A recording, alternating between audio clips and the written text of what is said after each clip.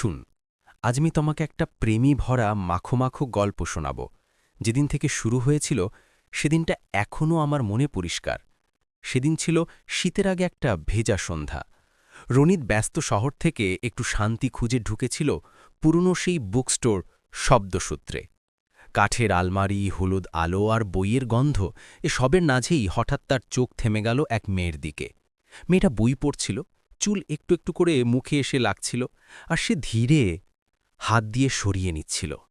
কি এক অদ্ভুত শান্তি ছিল ওর চোখে। রুনিতের মনে হল বুকের ভেতর যেন কেউ হালকা বাতাস ঠেলে দিল। ঠিক তখনই মেয়েটার হাত ফসকে একটা বই নিচে পড়ে যায়। রুনিত দৌড়ে গিয়ে ধরল। মেয়েটা হাসল। সে একবার হাসতেই রুনিত যেন নিঃশ্বাস নিতে ভুলে গেল। আমার নাম আরাধ্যা, মেয়েটা বলল। আর রুনিত মনে মনে ভাবল, এই একটা নাম আজ তার জীবনের চিরদিনের নাম হয়ে যাবে কি। সেদিনই দুজনের শুরু।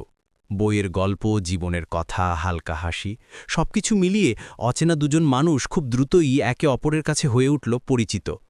বুকস্টোর থেকে বেরোতেই হালকা বৃষ্টি। আরাধ্যার ছাতা ছিল না।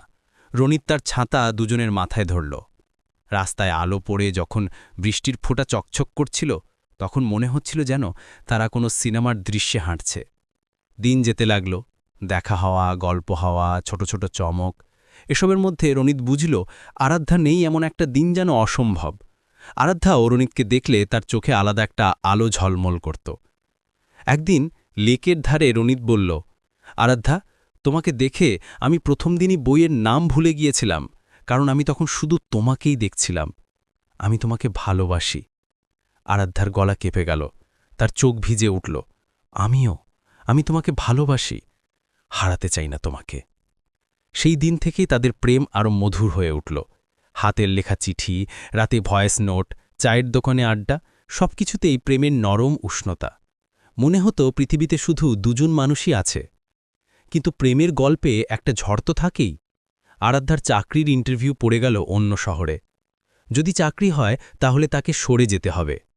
রনিত বাইরে দাঁড়িয়ে অপেক্ষা করছিল, মনে মনে ভয় আর আশা একসঙ্গে।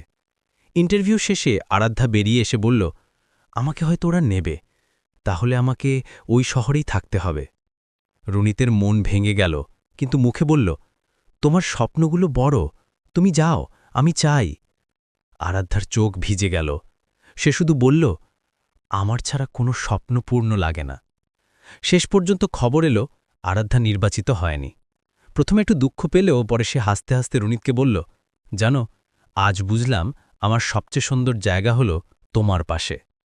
তারপর তারা আবার দেখা করল সেই বুকস্টোরে, যেখান থেকে সব শুরু হয়েছিল।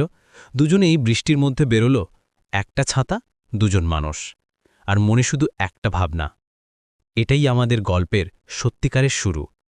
এইভাবেই তাদের প্রেম, ভয়, আনন্দ আর প্রতিশ্রুতির মাঝখানে ধীরে ধীরে গড়ে উঠল এক নরম, মধুর, মাখো মাখো